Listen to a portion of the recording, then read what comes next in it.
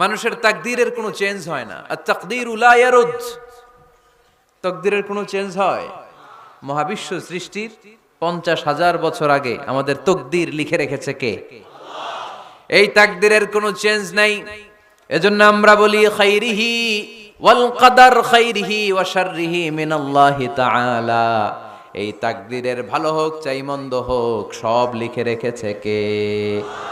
এটার কোনো চেঞ্জ নাই, এটার কোনো সাধারণত রদবদল নাই, এটার কোনো পরিবর্তন নাই। আত-তাকদীরু লা ইয়ারুদ্দু ইল্লা বিদ-দুআ। আল্লাহর হাবিব বললেন মানুষের তাকদীরের কোনো পরিবর্তন হয় না, চেঞ্জ হয় না। তবে তাকদীরের কিছু অংশ যদি কখনো চেঞ্জ হয়ে যায়, দোয়ার বদৌলতে আল্লাহ এটাকে চেঞ্জ করে দেয়। কি পাওয়ার দেখছেন? তাকদীরও চেঞ্জ করে ফেলে দোয়া, তাকদীর চেঞ্জ হয়ে যায়।